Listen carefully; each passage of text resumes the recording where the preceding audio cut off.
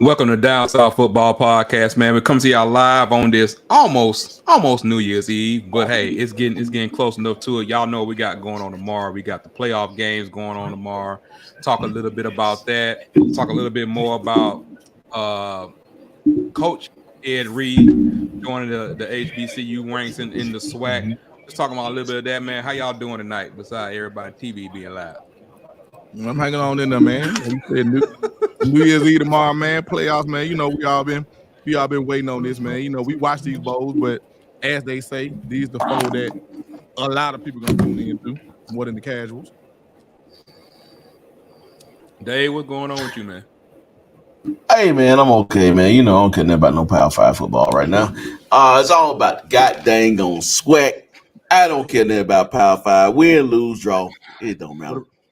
Dave, what about that MEAC? What about that MEAC, Dave? I see you about to get kicked out. Give me the password or not. Give me the password. We hit the button. I gotta hit the button on it. I ain't got no password. We can't talk SWAC without so. talking that MEAC after the way they've been, like you said, as we pointed out in the last couple of shows, after the way they have been handling their business. I'm just saying. I mean, he do got a point, but I don't know. I mean, he does have a point, but yeah, I need to log in. I can handle it. I can take care of all of it. It's always close to beginning of every new year.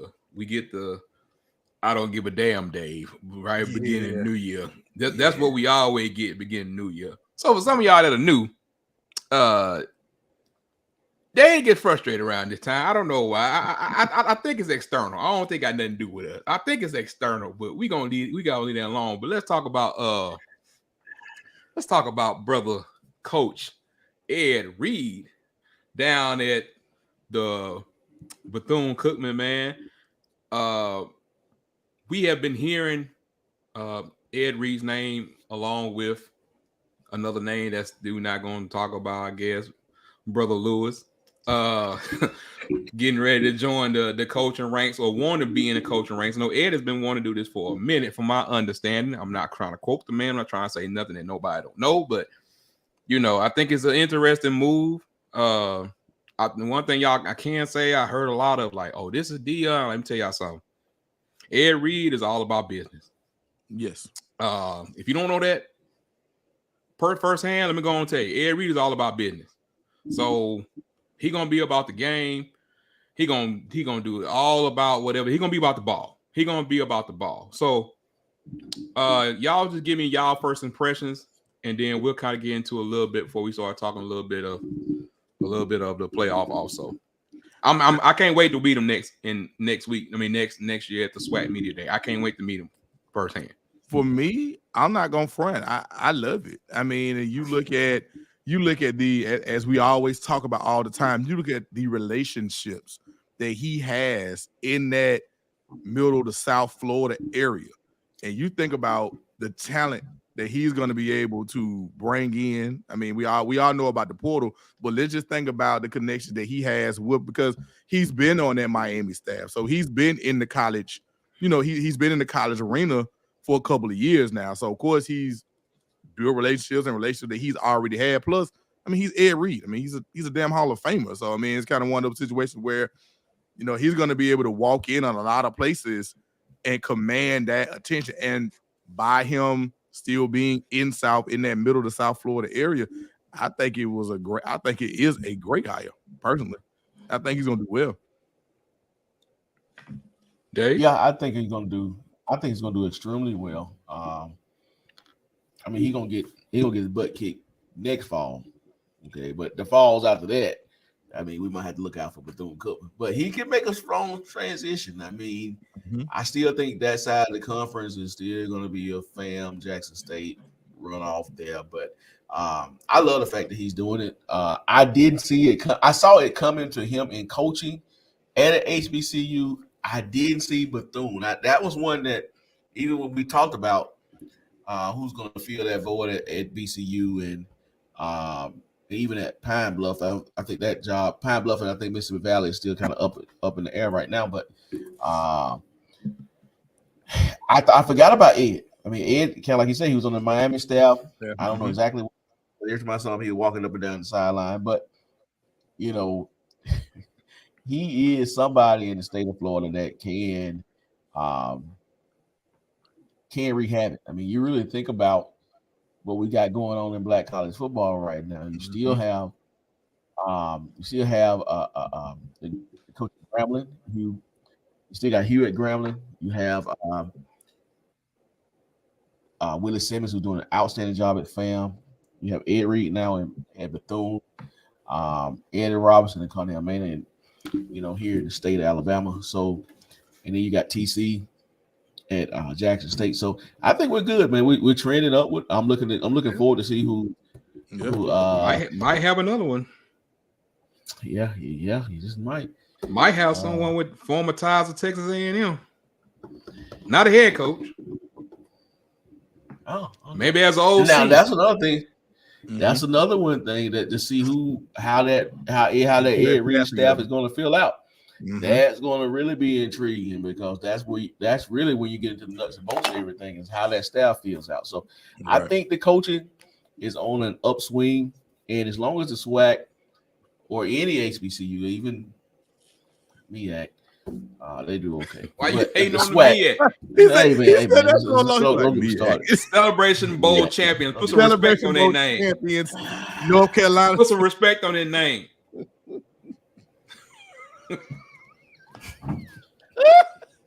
You know what? Y'all just want me to cuss. Y'all want me to cuss tonight. You get on me and talk. You go talk about Georgia, me about Miami. Hell, Dave is just the whole goddamn. Dave, he ain't fooling with the whole country. He ain't fooling with me at all. I mean, well, I gotta learn how to pronounce that conference backwards. I think it is see. I figured it out. Next year we'll have. I pronounce it. Anyway, long story short, great conference by the way. But I think we're on the upswing. I think that it is rumblings of Ray Lewis trying to wanting to get into coaching. I've heard some rumors, over 2 years. Yeah, that name has been kind of out there, but I'm looking for. I love it, man. I'm be honest. I mean, and here's the thing that this is nothing new. It has always been some outstanding NFL coaches. They get their start here in HBCU, whether it be in the SIAC or in some of the CIAA, wherever it is. They get their start at HBCUs, and then they kind of go for Doug Williams. I just learned today. Hell, I didn't know Doug Williams started off at what was it? Renard Morehouse? Was it Morehouse? Morehouse. I didn't know he did a 2-year stint before going to Grambling because I just knew him at playing at Grambling and him coaching at Grambling. So I think it's outstanding. I hope he does a great job. I need him to do great, not too great, but great. I still need my Bulldogs to win, but hey, I'm happy. I'm happy. And let me ask both of y'all this: is the Ray Lewis Rumblings head coach or D coordinator with Ed? Oh yeah. What's the rumble? I heard head coach. Head coach but too. I don't know. I heard head coach. Yeah. But let me acknowledge some comments first. Let me acknowledge some comments before we. Okay. And shout out to Vernon, man. Speak Sports Auburn for the super chat. Yeah. That's our boy Vernon, man. Go support this channel, man. Shout out for the super chat, Vern. $4.99, Vern. We're going to get up for real in the off season. I know that me and you communicate with a lot of the same people, so we're going to definitely get up. Come on the show, man. Do something, man. We want to get you on here or something. Hey, I'm all about bringing everybody up here. But shout out Vernon, man. Shout out our boy Vernon. If you ain't following, go follow his channel, man. Always a great listen. Vernon does a great job, man. Make sure y'all follow him, man. Y'all see the channel right there. Y'all ain't got to say nothing crazy. What I missed, Dave? Man, I'm listening. Man, Reggie is not gonna let. Oh, okay. He's not gonna let the Stetson Bennett. Stetson Bennett, Georgia. But this all we got, Dave. Because after this, he gone. After this game or 2 games, he gone. We can't talk about it no more. Quintel said, "What's up?" Where's he gonna go? I ain't saying it. Hey, look, I'm just saying the man gonna be gone from Georgia. He's gonna be Georgia. We just He said gonna Georgia. be gone from Georgia. Hey, don't tell nothing. He gonna be a backup for the Eagles. He gonna really make him mad. I know. Hey, you know what? The Eagles gonna draft him. First of all, he gonna be on the practice squad for the Eagles. we have a quality backup that was 10 times better than that. Anyway, let me go back to Wayne, our boy Wayne, man. Wayne, good evening, fellow. Hope all is well. Peace and love to the basement. Hey, peace and love, man. It's going down basement. You know what I'm saying? We got us look. We worked on the camera first. You know what I'm saying? Then we're gonna work on the top. You know what I'm saying? They got to work in and up. You know what I'm talking about? Oh boy, y'all help him out, Phil. Help him out. Reggie, some of these coaches need to be kicked in the throat for a choke job in the last few minutes of these games. Say that again, bro. Hey man, I'm not gonna say nothing about that. I'm gonna be gone. He also said Ed Reed gonna turn up in Daytona. You know he is. Yeah, he right there. I think he correct. He said he did next man. He said BCU will be back in contention in 2024. It's gonna be good, man. I got to see it. I really got to see what he's doing in this portal. I know he got a couple players already came back. Gonna see what he's gonna be able to put together. So also we got Jonathan said good people. What's up, Jonathan? What up, Jonathan? And then we got what did Reggie say? Now that Ed Reed is leaving, folks are saying there was some tension at UM between Ed and Alonzo Highsmith. Those are two strong personalities. Mm-hmm. And they both love Miami to the fullest. That's very highly. Very high. That's very high. All I'm gonna say is those things could be very, very possible. But I will say that Ed has been looking for this. Also, his name been out there for a minute. Right. Jonathan said Ray Lewis is next, fellas. That's what we've been hearing. Yeah. Wayne said all the former Miami players, them pros, Carmada already said if Ed called him, he going to BCU. Wow. Yeah, you know Crow. Wow, Crow is with it, huh? You know Crow has his issues with a certain place. Yeah, Crow has issues with a certain place. So I'm not gonna say that to it because it's too many people watching. Because I have figured out. I will say this real quick. I have figured out, and I have been told that you never know who is watching this particular show because I said something about somebody, and let's just say I was like caught off guard by somebody saying something to me about him, like, and they were like, "Oh, his such and such was watching your show one night, and you said that he was garbage." All right, hold on, I never called. Not that wasn't you. Now it might have been. I didn't call him garbage. I just said that he needed to be replaced. That's all I'm gonna say. But anyway. Reggie said, will hiring high profile from NFL players be the new hiring trend at HBCUs, and how will this hiring method impact those position coaches who are working their way up through the coaching rank? Good question. I will say that I think the exposure of it is higher, and they've always hired some from the NFL. I just think that it's just at a bigger, higher level. Now, you give someone like TC who's getting called up at Jackson, and apparently Mississippi Valley State is going a different way. So I still think there's ways for them coaches to come up. But I just think that, having those names attached to it sometimes just brings a higher profile to what you think. What you think about that question, Dave? That's a very interesting question because, we always hear this thing talking about coaching tree. Mm-hmm. So, let's just say, we think about Doug Williams, his coaching tree. I think he had a couple of coaches to come off of that, peel off of his coaching staff that are coaching at other places now.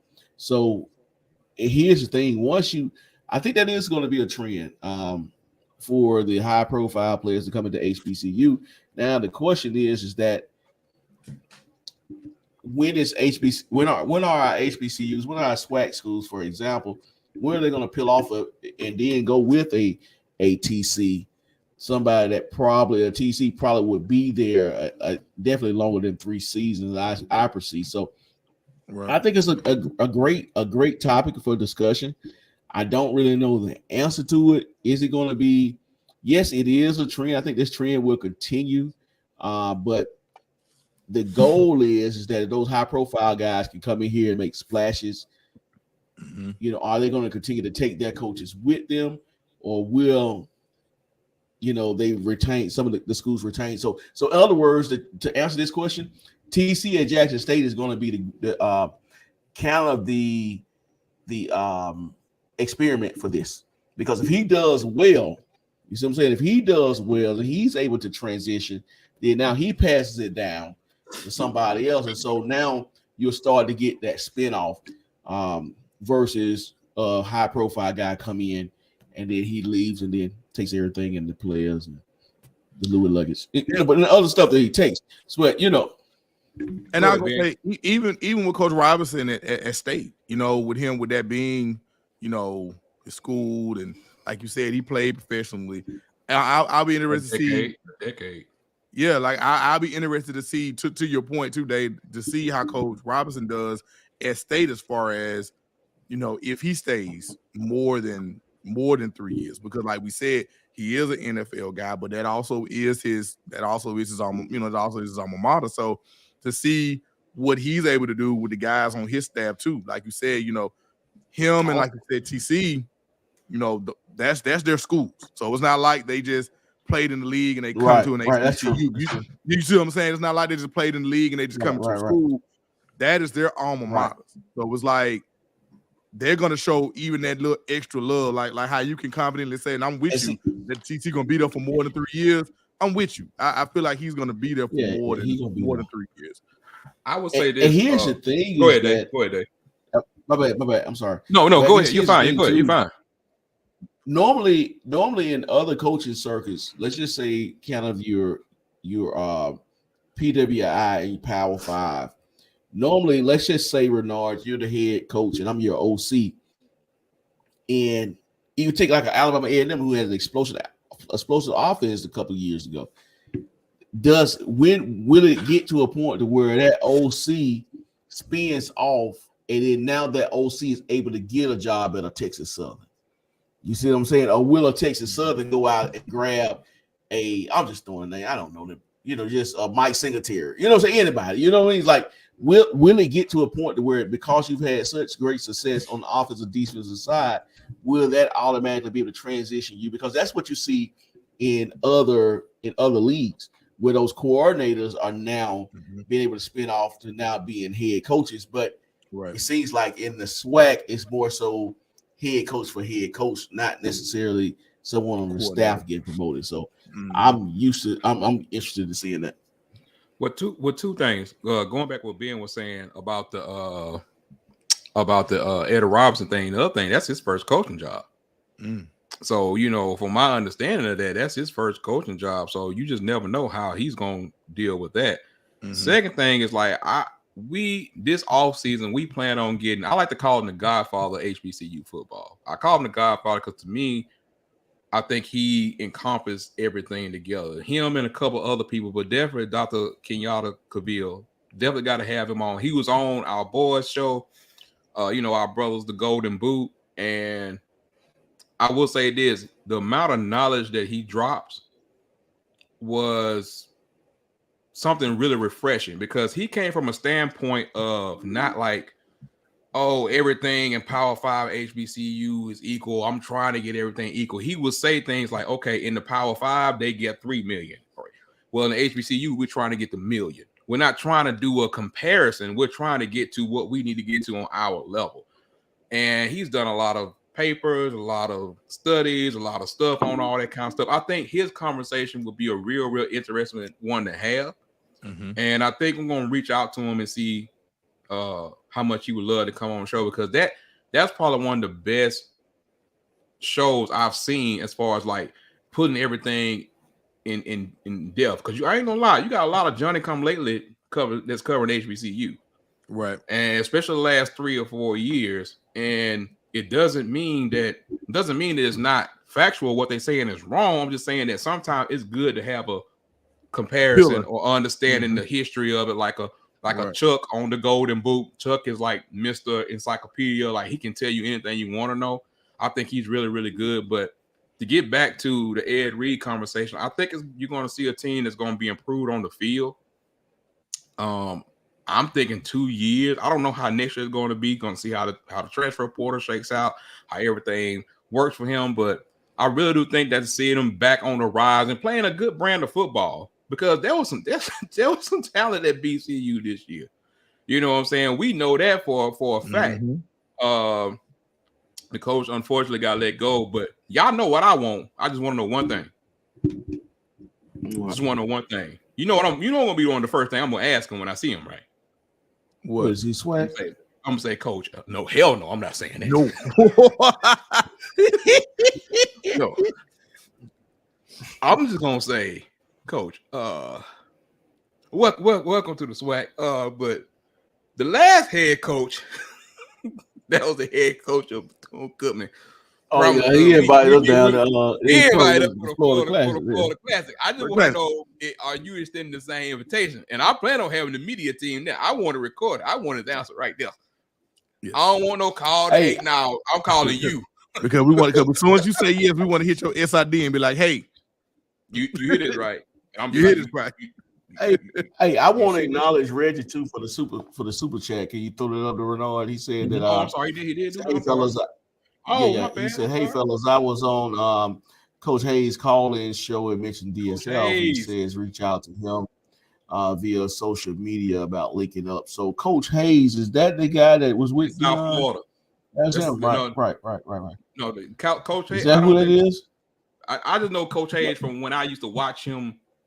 I know it's out of South Florida. I ain't gonna say basically, but he does a lot of Miami. Well, he used to do a lot of Miami. All that kind of stuff like that, but he covers a variety of topics and kind of is like really into the details of college football, if I can say that. Okay, so Reggie, put Coach Hayes' information because I follow him. I think I've seen a Coach Hayes. I'm not sure. It's a bunch. When I search Coach Hayes, a million of them. So I think I know who he's talking about. I'm not 100% sure. I know I follow him. And he has some good stuff. He was one of the first people I saw using our format, taking phone calls, all that kind of stuff like that. He does really, really well with a lot of stuff that he does. But he's a real interesting, very, guy that has a lot of interest. Right. So I will say that. Another thing too, Reggie did mention. He said, "How long do you think it will be before the media starts to compare Ed Reed coaching tenure to Coach Prime? Will folks start looking to Ed Reed to be the next HBCU Messiah?" They already started. I don't get that from an Ed because first of all, they try anything.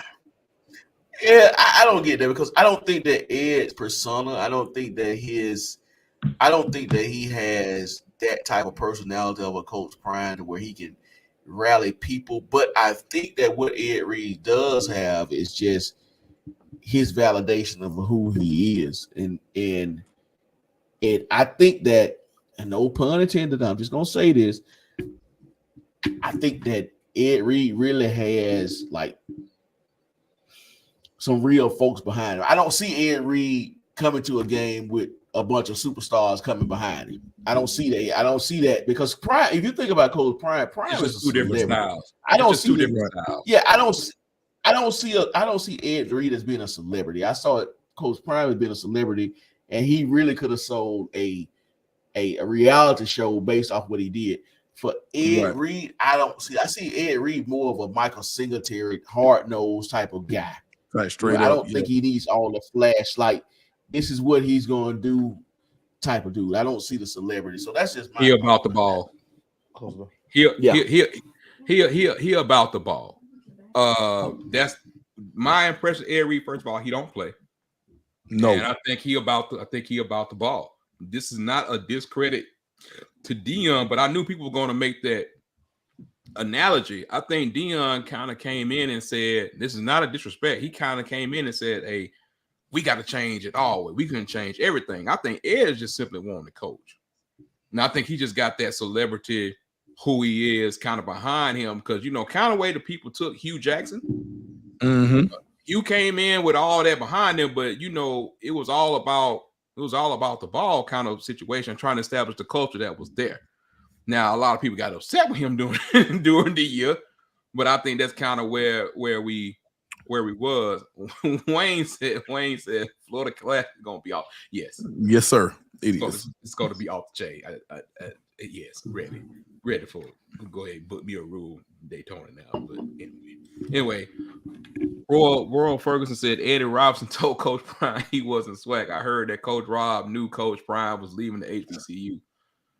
I mean, I'm not gonna say anything crazy. I'll just say that nothing surprises me. Nothing surprises me, but at the same time, I mean, and this is not disrespect to Prime or disrespect to anybody, but the man did say you're gonna leave for a Power 5 job. I'm not saying he had to stay. I'm just saying that that's what he was basically saying. But please, let's not go down that road because that video is still going on our channel from the explanation. Reggie talking about that's what it was. He does recruit, film breakdown, and has that's what it was. Yeah. Because I think I caught him a few times doing some other stuff, but he did address some Miami things. So yeah, I know he has a really good channel, but we're gonna connect with him, Richard. That's for sure. Mm-hmm. But welcome, Brother Ed Reed, Coach Reed, and now. Wayne said Ed Rod was emotional. He was because he had been holding that in all week. But let's talk a little bit. Let's talk a little bit about TCU. Let's talk about a little bit about TCU and Michigan. Mm-hmm. When it comes to this particular game right here, I can't remember the line. I think the line is Michigan is 7.5. Michigan is favored by 7.5. We all know who Max Duggan is. We all know who Blake Corum is. But let's talk a little bit about it before we get into the details of what we're going to see tomorrow. Of course, at 11 a.m. around here, you got Alabama playing Kansas State. Then right after that, we're going to have TCU in Michigan. And then for the nightcap, we got strength versus strength. That's what I like to call it. Ohio State versus Georgia. But right now, let's talk about TCU versus Michigan. Like I said, I think it said Michigan is a 7.5 point favorite, if I remember that right. Yes. The over-under is 59 points.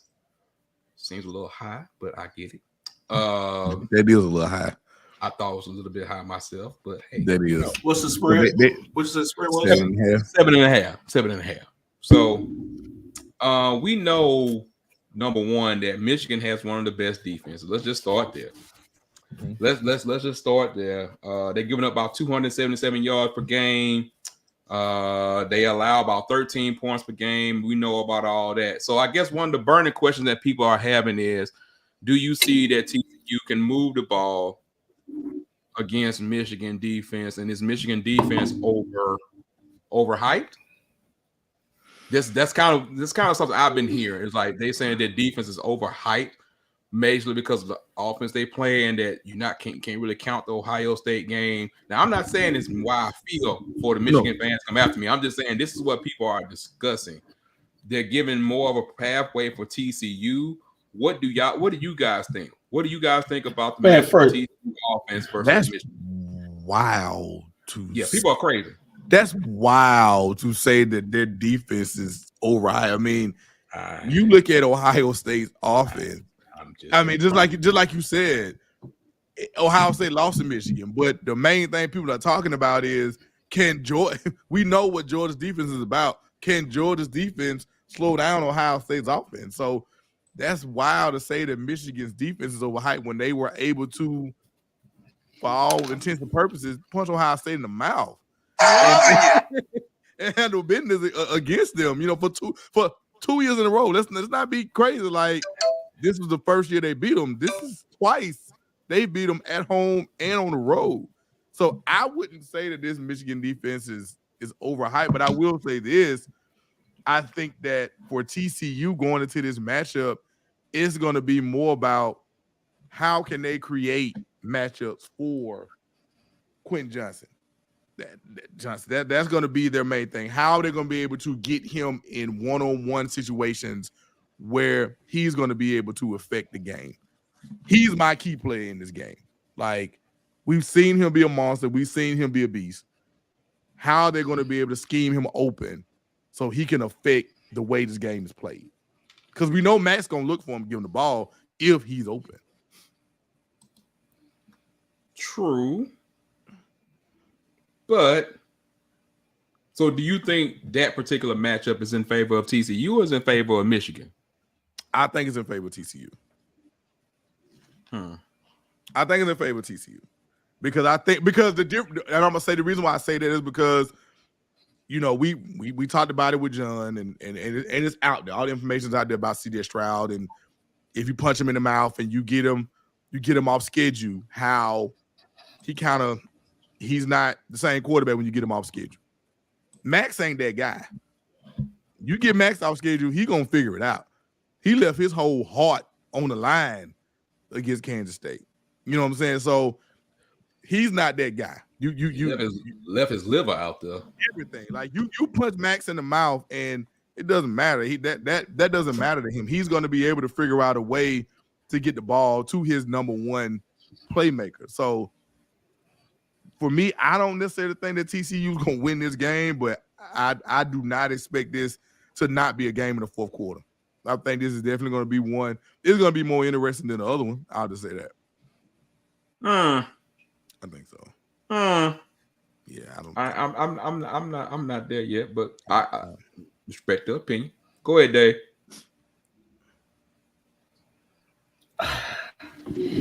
Defense. Mm-hmm. What is defense in 2022? What is it? I watched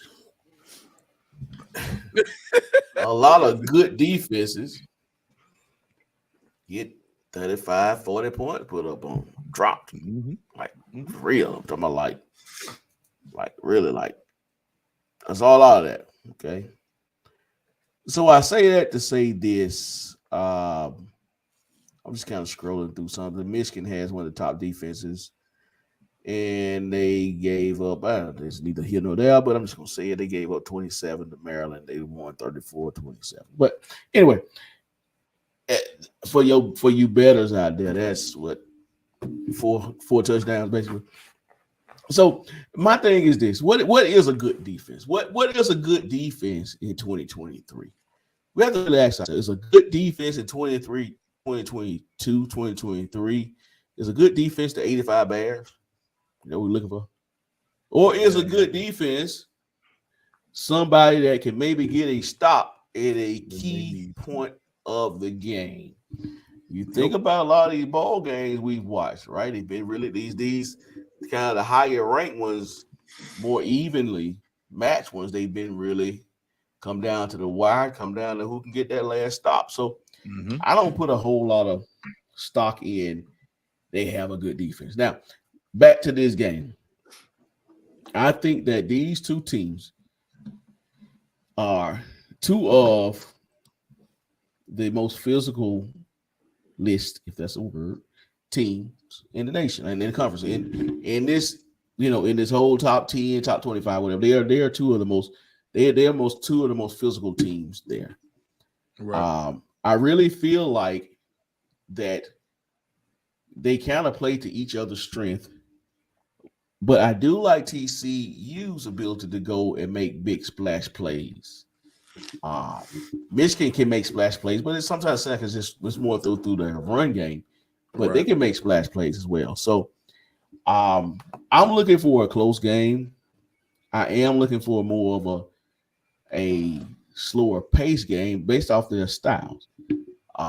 But when I look at who's the best player on the field, I think TCU is going to have the best player on the field. I think Max Dugan. It's going to be Dugan. I don't know how to pronounce it, but he's going to be that guy. And I think he's going to make one or two plays that's going to get him out of there. Yep. That matters because, I think that, and I'll say this other point I'll make when we start talking about the other game. So that's my perspective there. I think that because I think Max is going to be that guy to be able to make a play. And I can't think of his name, the wide receiver that TCU has, the Johnston, the phenom out there. Yeah, he's ridiculous. I think he's gonna make some plays, man. So I like TCU. They're both are very, very, very, very physical teams. Mm-hmm. I will go ahead and let a little cat out the bag how I think. I think the winner of this game will lose the next game because I don't think nobody's going to be healthy when they leave out this game. So, because they just going to bang each other. So, that's kind of where I'm at with that. That's an interesting point, Dave. You're right, because they're gonna beat each other up. One of the things the game's gonna come down to: will Michigan be able to control the point of attack? If Michigan can't control the point of attack, i.e. the line or everything else, then you looking at a real ball game. I still look at it for a ball game anyway. That's just one of the big things. Just like I said, we just doing small. We'll have more tomorrow, right before the game, and then we'll give our 100% absolute prediction. I look at a lot of key factors in this game, but with me, everything's gonna always start up front. I can talk about the skill players all day and every day, and Michigan now has a reputation for knocking people off the line and doing everything and who they are and all that kind of good stuff like that. But I think we're gonna really see the heart of a team that's going to lay it all on the line tomorrow when it comes to TCU. I'll just say that I feel like TCU has a good offense. They have is it 7th ranked offense in the nation. Mm-hmm. Michigan controlled Ohio State, but like I said, look early and see who's controlling the line of scrimmage. And let me ask you something with this, and to that point, Renard. Ohio State, Corum played in that game, although it was brief. He played, he tried to give it a go, it didn't work. TCU knows now. They've, as we always, that was the whole SEC point. Hey, you give a team 30 days to prepare, they can put together a game plan for anybody. So I say all that to say, is this going to be where Corum is really missed? Because TCU has now had a chance to game plan for what Michigan wants to do, and they know that Corum he's not playing. Like I said, Ohio State, I mean, you got to play how you got to play. They weren't given that luxury. They game plan for Corum. Hey, he couldn't go. He played for a little while. It didn't work, and that was it. And old buddy hit him in the mouth. So we're gonna see physicality, and I definitely want to see it early. I'm not checking for max. I'm not checking for formations. I'm not checking for what alignment they coming out in. I'm checking for the line of scrimmage and where we at with the physicality of it. Mm-hmm. But speaking of physicality, a lot of people feel like the physicality of one team, who's basically the home team in this next game, Ohio State versus Georgia, their physicality is going to be too much for Ohio State. I'm going to tell you a point that I heard earlier this week. It made me laugh because of the way it was said. It said that the Tiger don't change his stripes at the end. And they said, if you couldn't be physical beforehand, I don't think you're going to be physical now. So, and a lot of people going to make the analogy of what Colorado, Colorado, what Michigan did to Ohio State, and we know how Georgia gets down, and we know the similar thing. But our boy, and I was looking at this game too, I feel like Ohio State is really walking to this with nothing to lose. Nothing. Then I think you're gonna get the whole kitchen sink in a little bit. I think you're gonna see some more offensive creativity. And I think they're walking to this game saying that if we can get up on Georgia, and make David's favorite player beat us. I mean, because like you said, it's money in the bank. Then you can take it on. Cash that check. There you go. Your boy just scored, Dave. Yeah, I saw squirrel. I saw squirrel. Because to your point, Renard, I mean, Georgia, they really hadn't had that situation where they were down by multiple scores this year against an opponent that can still continue to keep going. Because we talk about the Tennessee game, Tennessee never got their footing. Did Tennessee have shot? A lot of people want to talk about that Georgia-Tennessee game and say Georgia this, Georgia did that. Tennessee had plays in that game they were off. They missed like one or two of them deep shots, and we would have had a whole nother ball game. So for me, that's what I kind of look at with this Ohio State game. It's like, hold up now. Don't look at that final score of that Georgia-Tennessee game and think that it was just in the bag. You know what I'm saying? Tennessee had shots in that game that they just missed. So it'll be very interesting to see if Ohio State gets up by multiple. Like I said, we just this is a short preview. We're gonna give y'all some more tomorrow. We just want to touch on it real quick after we talked about the Ed Reed situation, how that was going. Shout out to our boy, the Golden Boot in the building, man. We gave y'all some real big shout out earlier, talk about your conversation with Dr. Kenyatta Cavill and some other things, man. But Dave, what you got, bro? Man, on this game here, I've kind of shared with you the fact that Parrish Johnson. I kind of share with you the fact of how I kind of feel about this game. I think that this game is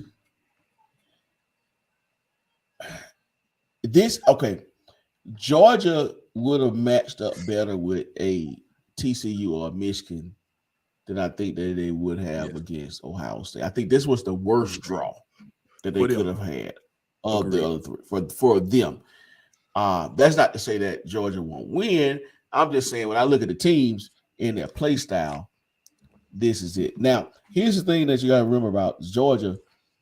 Even though they do dominate defensively, and they have some dang on good guys up front, but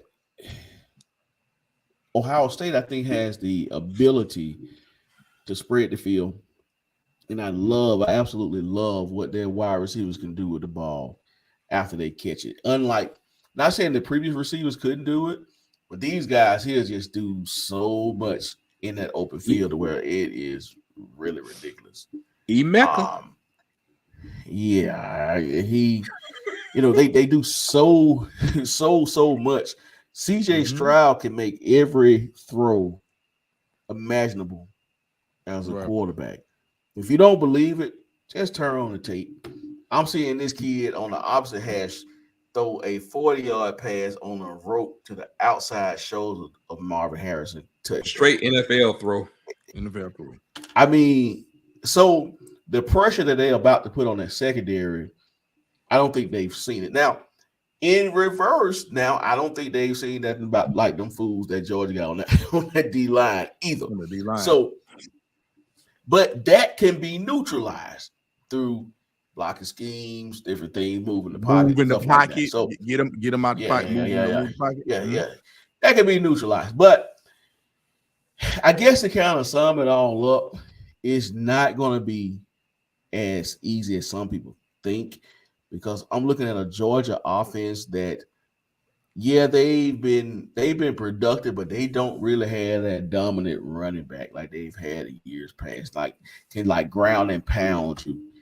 I think that Ohio State has the ability to get some 3 and outs, to be able to get some field position, because you think about it, like you said, Hooker missed on a couple of deep shots.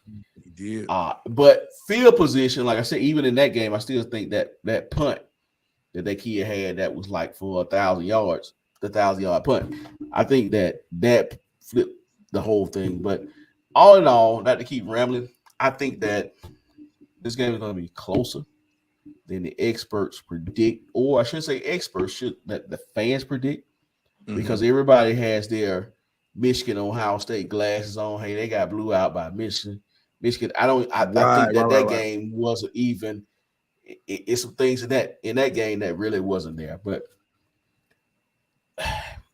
don't be surprised if it happens. For 2 reasons. Number one, it's hard to go back to back, number one.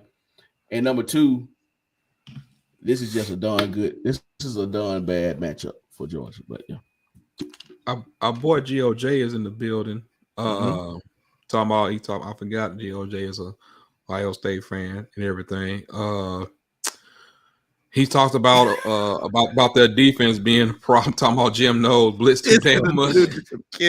I'm sorry, Noah. Jim Kelly got me. man. Hey, but you know what though? To what GOJ is saying, that's kind of what I thought about that Michigan game. It was more bad defensive fits and missed gaps assignments. Yeah, that allowed those big runs. So I feel what he's saying. He kind of blitz. Whenever you see a defensive coordinator blitz a lot of times it's kind of because of the lack of production that you got on your front four because you can't get that kind of penetration. So and also they really didn't respect Michigan's passing game because I mean, Buddy's been solid. That probably was arguably one of his best games of the season that he ended up with. You know what I'm saying in that game. So you can't fault Knowles for doing his best to stop the run, but like you say, when you blitz like that, if you make it to that second level, it's nobody else there. I'm gonna give you a perfect example, Renard. I'm gonna ask this to you, and I'm done. I'll be quiet. Oh, you good, bro? Go ahead. Let's say Alabama and Auburn was ranked like Ohio State and Michigan. If Auburn beats Alabama like Michigan beat Ohio State, would Alabama not still be the favorite? And I think that's what we're dealing with. You said if Auburn beats Alabama, would Michigan beat Ohio State? Like Michigan beat Ohio State. Okay. Take that same scenario, what happened, but change the helmets. Would we not look at Alabama as the favorite? Even though they lost to Auburn. Oh, yeah. You still would find right. That's a perfect example that happened in 2017 when Auburn played Georgia. Even though Auburn blew them out, Georgia was still like a little slight favorite because with a lot of the stuff that was going on. Because we know it's almost like we don't get this like a game, like a 7-game series. But sometimes, and that's the great and the bad thing about football is that you only got to beat them on that day. Correct. You know what I'm saying? Like you only got to beat them on that day. You only got to beat them on that day. Right. You 100% right. And GOJ just said, oh, okay, I didn't know you were born and raised in Cleveland. Okay, that's what's up. GOJ said he born and raised in Cleveland. I ain't know that. But it's true. It's true. A lot of people don't want to believe in that though. A lot of people don't believe in that kind of stuff because to me, a lot of people's opinions get fractured because of the way they look at it. You know what I'm saying? Like I've always been honest enough to say, okay, no, they would have beat this team if blah blah blah. But most people don't do that. They get caught up in their emotions or they fandom and all of the kind of stuff. I'm like, look, man, show me the ball. Right. Show me the ball. Here's the thing. Hypothetically, if Auburn beats Alabama and they have a chance to meet again in the championship game, Alabama will still be the favorite. Gonna be the favorite. You don't want that, and you don't still be the favorite. Right. And you don't want that. Right. And they will still be the favorite. So I say that to say this. Oh yeah, Ohio State lost, but do you really want to see Ohio State? Now here's another. If you was Michigan, do you want to see them twice? No. Right. I'm done with Ohio State after this. My question is now, Renard, I expressed this to you before. Can Ryan Day get that extra 10% out of that team that he's going to have? He's going to have an extra.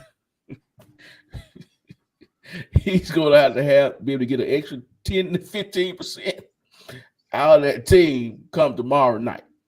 Tomorrow evening, whenever they play. He's going to be able to get that. I got a question too. Well, I would just say this.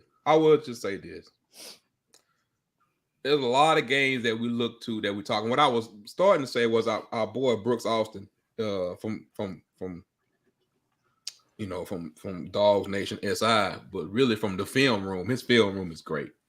And a lot of his fans wanted to trash Ohio State. And he said, I don't know what y'all are looking at. Exactly. And Brooks will keep it real.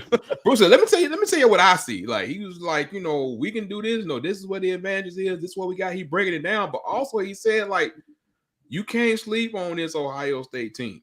And I look at it like all it takes, we always say what? Just get in. That's it. In the NCAA tournament, we was like, just get in. Get in. Everything the regular season don't Everybody matter. 0-0. Yeah. Everybody 0-0 right now. Right. And ain't nobody played in about Everybody 3, 4 weeks. And Ohio State didn't play in the Everybody championship 0-0. game, so they ain't played since November. They ain't played in November, and they've been just hearing it and hearing it and hearing it. All I'm saying is that Ohio State, a lot of people want to tear down Ohio State because of what they've done. Like, oh, they haven't won this, they haven't won that, but they do. That you think they top into the recruiting every year just because what? Just because they Ohio State? No. Yeah. There is talent there. Defense has always been an issue. We know that, not always, but defense has been an issue when it hasn't been the 100% full team. Hold on, what GOJ? I'm going down. Will be able to run the rock. Dallin Hayden will become a household name. I actually heard that. Unfortunately, we didn't get a chance to get our boy on here that covers Ohio State, and he actually mentioned him beforehand. Ohio State has more than what people are giving them credit for. Right. I think a couple of years ago, a lot of people crapped on Ohio State because of the corners. Mm-hmm. And what was going on at that time, but I do think that they can cause a problem from Georgia. They could really cause a problem from Georgia. I really do feel like because it's too much of, oh, Georgia's just going to take it. But Georgia has struggled this year too. Now, let me ask you this. And maybe GOJ can answer this, and I know it's not a hot take. It's just that, does Ohio State have anybody that can, I won't even say stop, because that's not going to happen, that can contain Bowers? Because at the end of the day, he is, when we talk about, receivers on the outside, he is Georgia's meat and potatoes. Like, he is going to control that middle of the field. Do they have a linebacker or a safety that they can utilize? You can also shade coverage toward him and make somebody else beat you. You can, but we know that's who they want. I know that's who they want, but that's right. When Georgia is clicking. Mm-hmm. When Georgia is clicking, they are on a whole different pathway. When Monken is on his game, when Todd Monken is on his game, man, he can pick and choose. He can eat you apart. But I'm just saying, I'm just trying to make a case here for the Ohio State side of it. Right. Mm-hmm. My question is, who has somebody to cover Bowers at all times? Nobody. I mean, you it's just that dude. Like, there's only so much you can say. He's just that guy. So I don't know. You tell me. I don't think it's an issue. I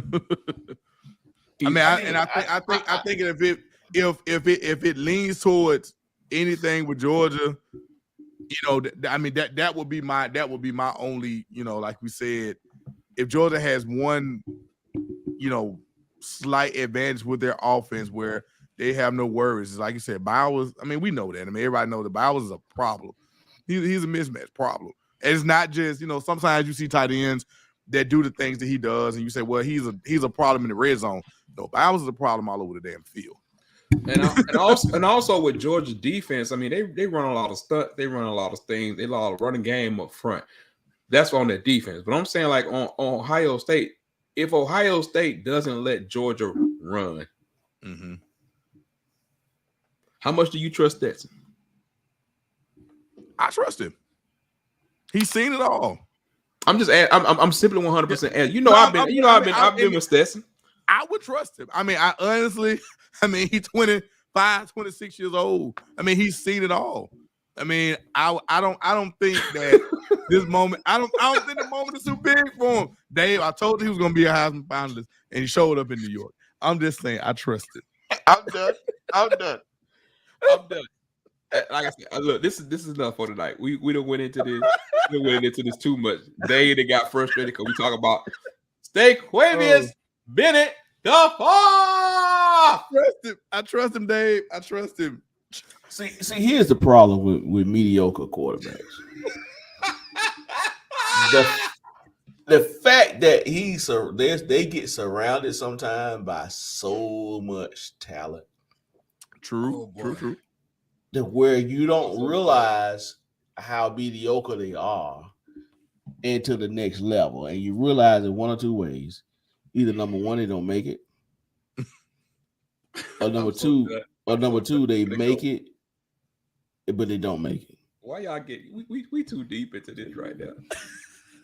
We too deep into this right now. I'm too deep. I'm too deep because like I'm just saying, man. Like I just to me personally, I don't think Ohio State gets enough credit.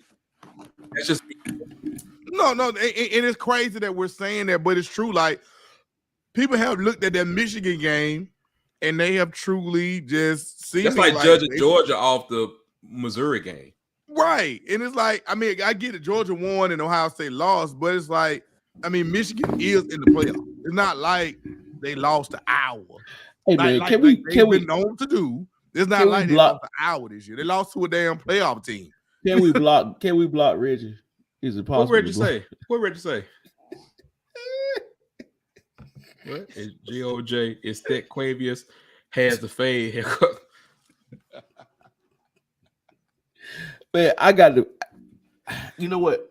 I'm gonna log into. By the way, people. You know, actually, I could block Reggie from here, but I like Reggie, man. But I might. I love the GOJ versus Reggie right now. I love it. Look, that means we need y'all on the pregame tomorrow. We need y'all on the pregame tomorrow right before the show. Oh man! And so y'all can give us y'all predictions. I'm not giving any predictions until tomorrow. I got a few more things, you know, that I need to look into, and a little bit more tape I need to watch on a couple things. So I need to see how they do in certain situations, in certain fits and certain stuff before I go down there.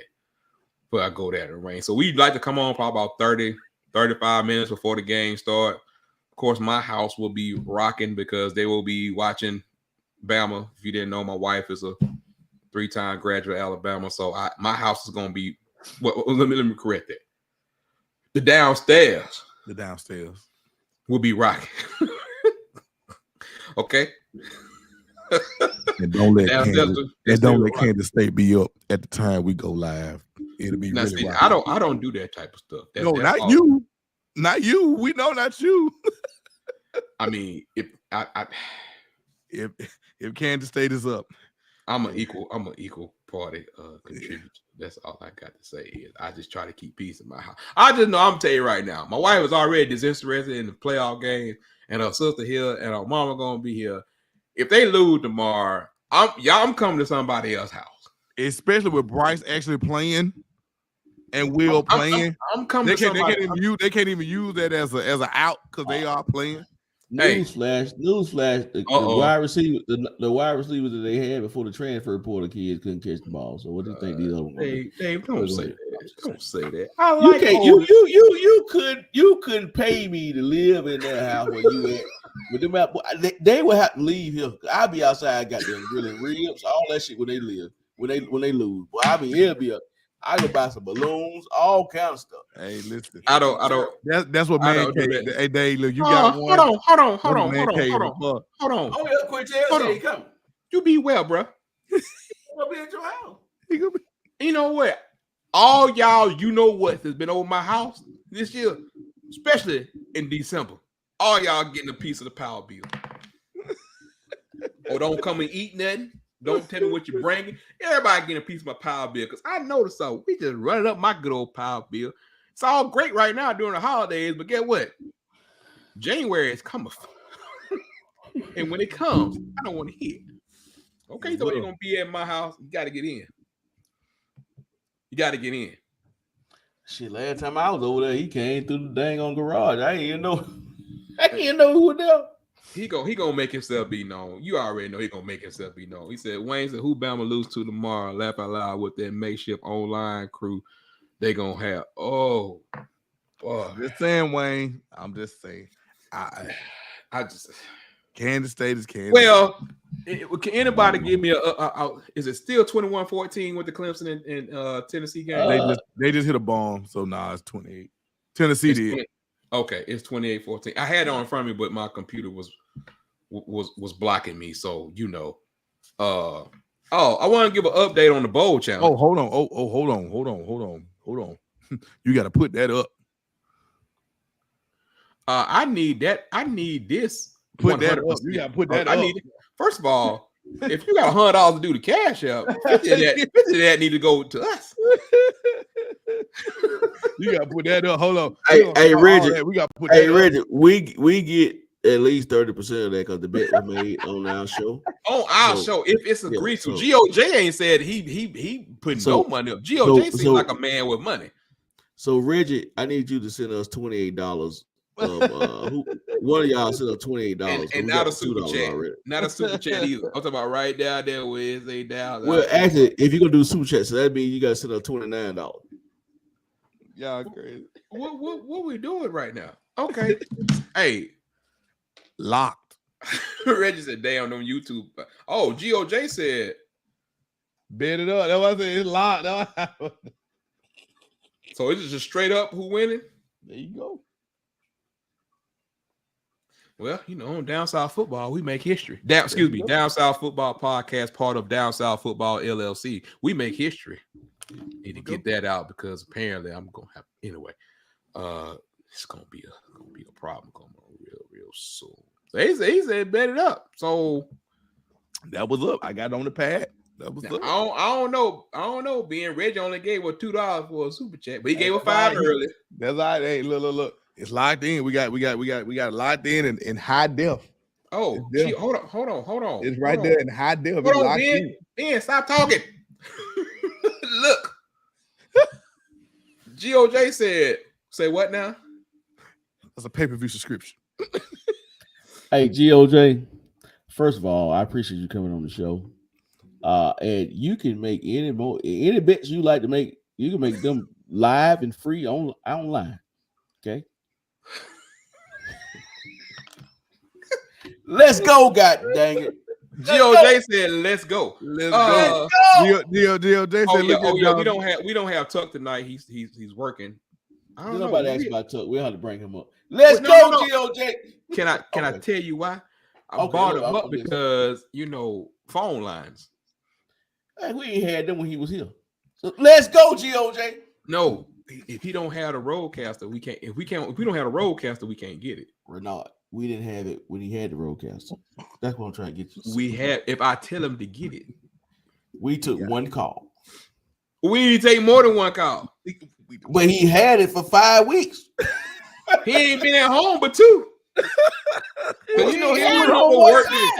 He don't do work during the holiday season. Hey, Tuck, I want you to, if you rewatch this show, we are at probably about, what would it be, about 64 minutes? We 64 minutes in. 64 we finna get off at 65 because these folks don't want to be ball us today. First of all, let me go online. Let me go and just say that Tuck actually sucked. It's a reason why we don't have 3 people here tonight. Now, next week, we probably won't have a 2 because Ben's on his way out on door number 2. He's on the fringe. Yeah, whichever you pick the one you want. He's on his way out. So that's the day moment of the night. I have no fine. He didn't get a fine tonight. As Ant would say, I built up another 8 hours of PTO, as Ant would say. Ben has built up another 8. He come with 8 hours. No, he ain't got no 8 hours of PTO. He got 0.8 hours. He gonna cash in the PTO tomorrow. Why did? Yeah, I got an extra. But see what I'm talking about. See what I'm talking about? I told you if it's a championship event going on, Ben ain't gonna be around. He be trying to win. He be trying to win it in other places. Oh, Gio, all right, bro. He said, y'all be easy, bro. He said until tomorrow. All right, because it's gonna be up early. He said, hold on. What you mean, Ben? Check the cash out. Who cash out? Oh, show cash up.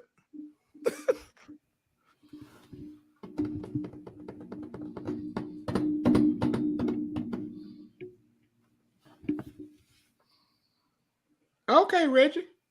That was up. Yeah. Boy, y'all in the holiday spirit. Give. Well, y'all is stupid.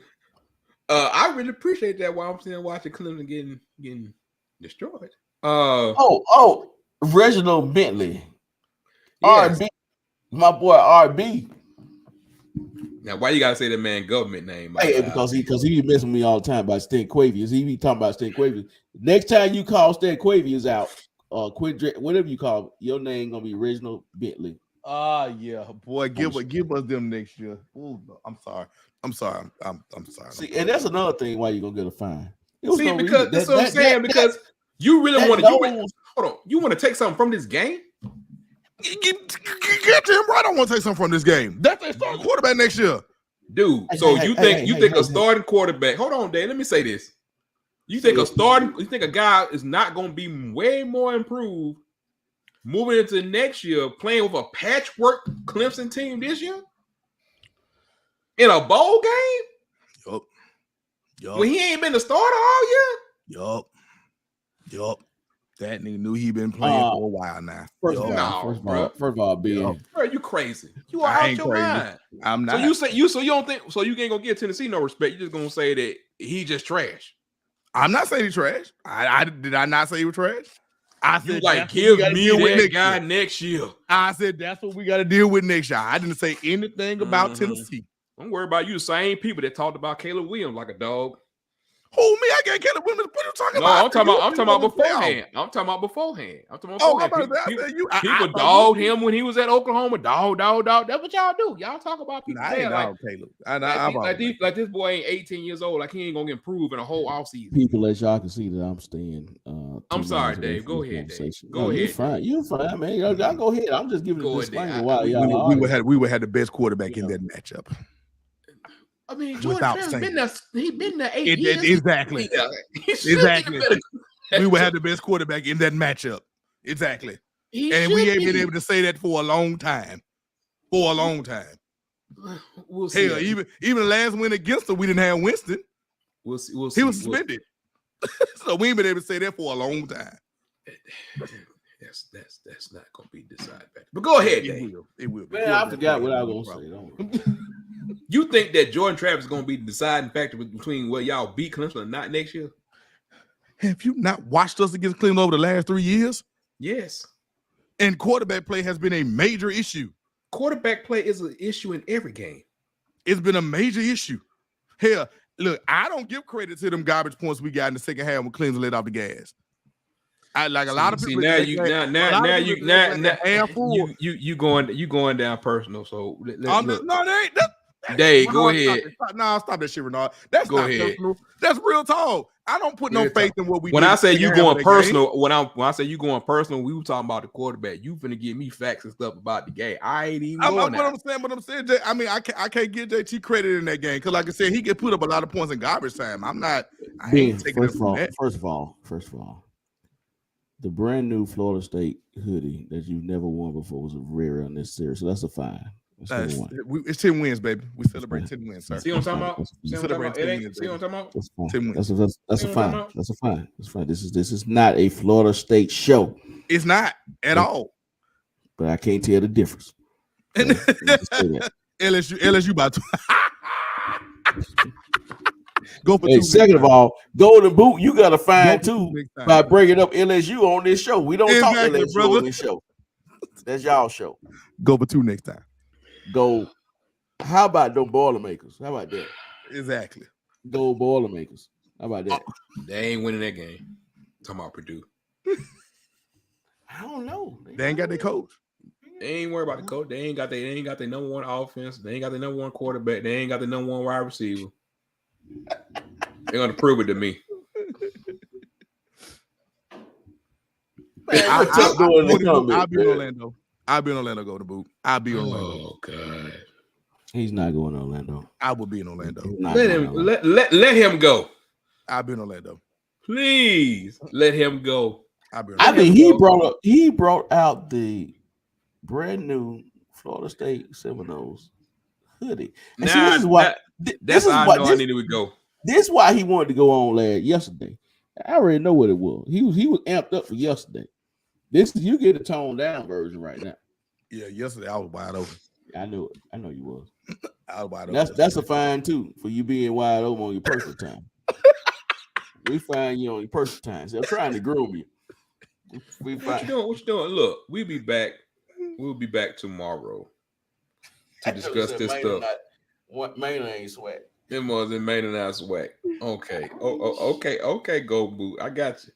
Don't get We'll me be started. back tomorrow to talk about the game beforehand. Hope y'all have a chance to hop on here. Probably about 30, 35 minutes before the first playoff game. So before TCU Michigan, and then we will take it from there. Dave, Hey man, what you need? do you have it? Would you like to say anything, please, sir? Any closing? First of all, I just want to say, Ben, you are fined $20 a night. Okay, you got $20 fine tonight. All right, all these super chat and cash app participants, I really appreciate y'all. I really would also appreciate y'all if y'all hit the like button right now and like and subscribe. Because last time I checked the analytics, there's a lot of y'all watching that are not subscribed to this show. So I need y'all to subscribe to it. But other than that, I am looking forward to the game at 11 o'clock. I got some money ride on Kansas State. Let's go purple and gray. I'm gonna tell Jessica. Yeah. Make sure you notify Shawty. I'm gonna tell her because she look, she don't watch the show, so I ain't worried about her seeing the show. So right. I'm just gonna tell that I'm gonna tell you talked about it bad, and he said that Kansas State was gonna win by 20. Yeah, they're gonna win by 20. Probably won't be 20, but yeah, just tell her I said they're gonna win by 20. So man, hey, roll tide, brother. You definitely don't mean that, do you? That's the most loosely rolled. That's the most loosely based roll tide ever said on this show. I can let my hatred just fly in bowl season. It don't really matter. I can let it ride.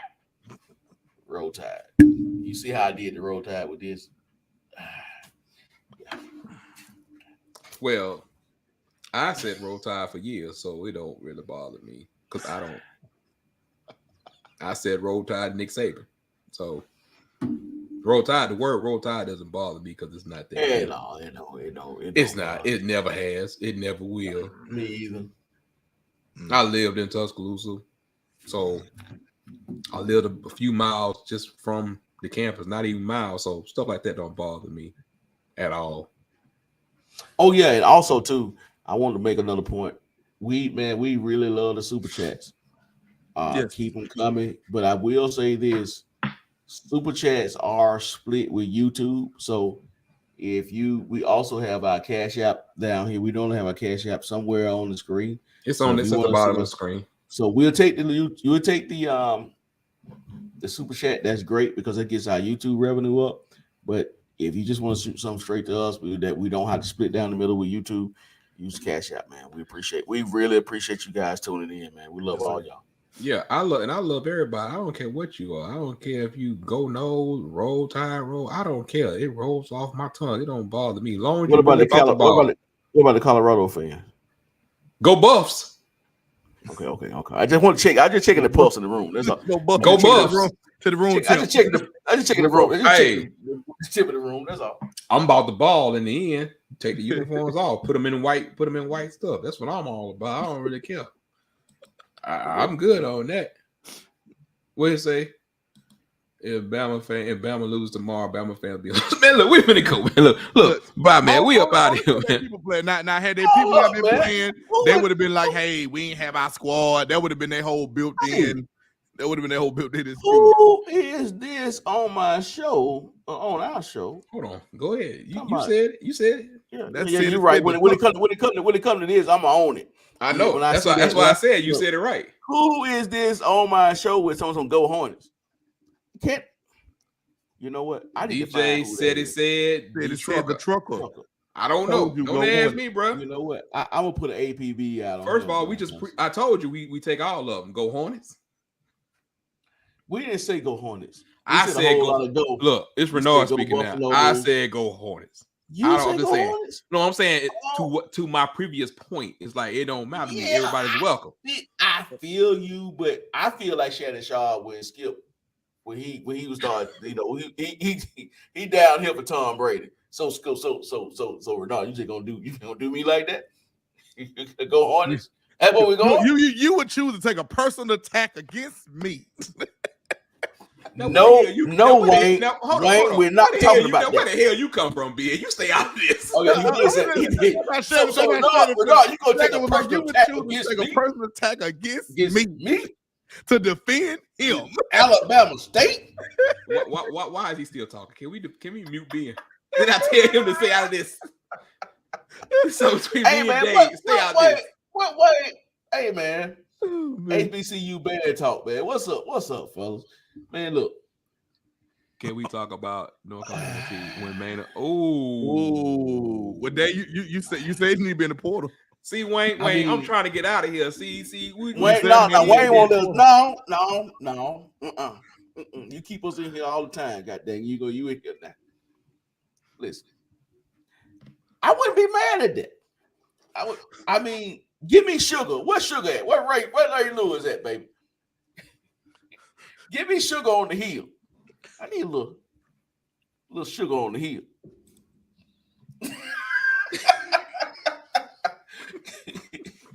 God dang, God, I'm here I'm on my own on this one.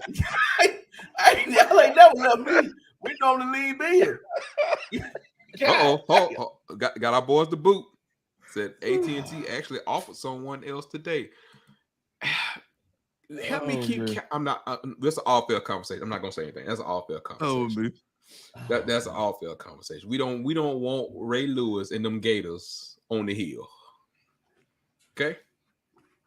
Yes, I'm gonna say me. We don't want him on the hill. Hey, first of all, let me ask you this. So, we got HBCU band talking here. If they still in here, yeah, I need to follow this. I need to follow this channel. Who's the band of the year? I mean, I'm going to go. Not me. I'm gonna give you my 3. Now, here's my 3. Boy, you never know what you're gonna get in the conversation when the mic comes. Yeah, man. I saw band. Y'all, if y'all don't know me, I'm a band head too. So I'm gonna go SU1. I am going with Jackson State 2, and my 3 is probably gonna be like Texas Southern, like Prairie View. First of all, let me go and subscribe to this channel because I don't think I don't subscribe to their channel. Mm-hmm. I don't know who my 3 is right now. I used to know who my 3 was. I'm not sure.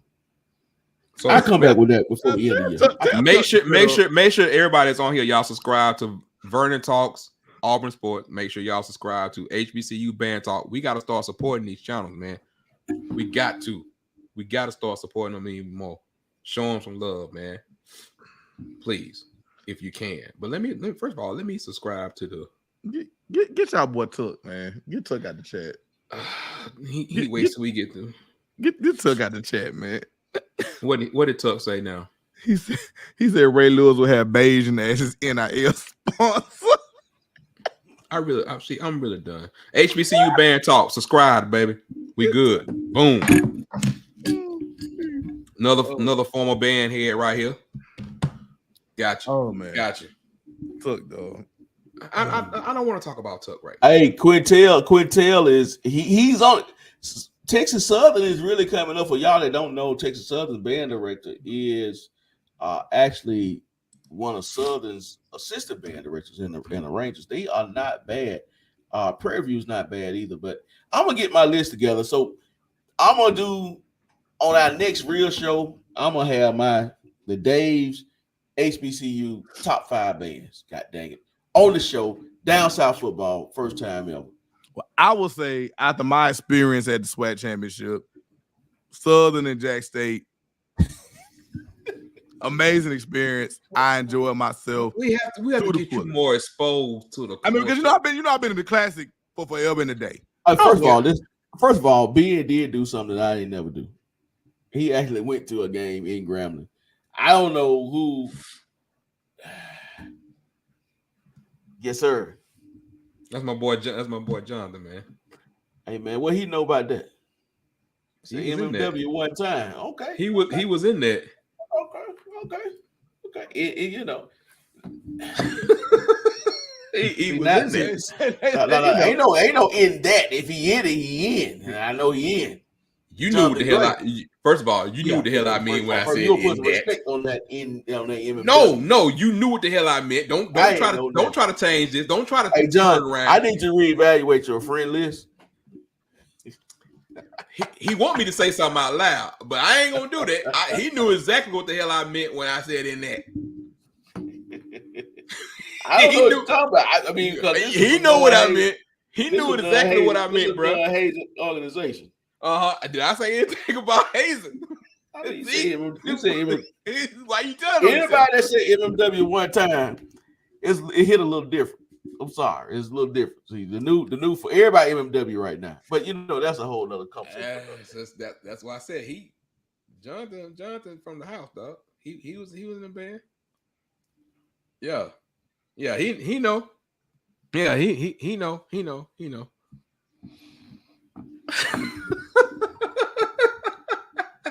Look, man, it's all good, man. Let's go ahead, man. We done keep these people up tonight, man. Look, appreciate y'all, man. Wayne said Dave about to wake up them pound puppies. Hey, man, listen. Yeah, I'm gonna go ahead. We're gonna go ahead and get out of here, Renard. I watched them. Yeah. I can see that. Hey, but DJ, I was really talking about in the stands. I didn't really watch a lot of field shows, so when I make my list is really gonna just be on in the stands. I mean, field show is cool. I enjoy field shows, but if you're gonna talk about field shows, I mean, there's only a few that catch my attention. But I'm talking about in the stand. In the stand, they'll improve from where they were before. So I feel you. They could very well have looked like trash. Well, we started out this show with Ed Reed. We're finishing with HBCU band talk. Sounds like another down south football show to me. Mm-hmm. Being in here, it's like, who is Vontae B? It's one of being friends. Apparently, okay. Well, anybody from Florida State on it is one of being friends. Anybody from Florida State. Okay. I thought that was Vontae Bentley, homeboy that transferred to Colorado, but I figured he had no Florida State. Congratulations, Vontae. For real. And shout out to the Huffman High School Vikings, man, here locally that won the Birmingham City tournament, boys and girls. So shout out to them too. But go ahead, I'll wrap it on up. Reggie asked, look, we're gonna get into the band conversation a little bit more, but not right now. Not. Hold on. Let me mention to the top group. Yeah, Reggie, they hadn't bounced back fully. They bounced back, but they not. They ain't the 100. It's a hard road to come back from where they was at now. Yeah, and fortunately for them to get back to where they were, they probably gonna start hazing again, and hazing is illegal. Anyway, so alrighty. Okay. Get us out here now. Alrighty. Get us out of here. The views that are expressed on this show. The views that are expressed on this show. Do not upload the Down South Football Podcast or Down South Football LLC. So thank you, sir. Just please understand what is being said. If it's anything criminal, we didn't have anything to do with that. Please don't come out the LLC. Please leave us alone. God. That is the views that are expressed. But anyway, man, we out here, man. We be back tomorrow, man. Y'all already know, another fun show tomorrow. Hopefully, man, we can get John on here tomorrow. I know he's down there covering the All-American Bowl, but we talked to him about coming on at halftime and giving his viewpoint also. So anyway, thank you, Jonathan. Don't ask, no tell. So good night, man. Hope y'all enjoy your New Year's Eve, man. Appreciate y'all watching. Don't add, don't tell. 2022, getting ready for a great 2023. Come kick it with us tomorrow, man. Come have some fun. You never know what we gonna be doing. Never know what's gonna be ready. But come holler at us right before the game get kicked off, man. We can watch it together and see where we at. So let's just pray for some good games tomorrow, man. If nothing else, people, we up out of here, man. We'll be back with more. Holler at us. Make sure you hit the like, subscribe. Boom. We up out of here, man. Peace.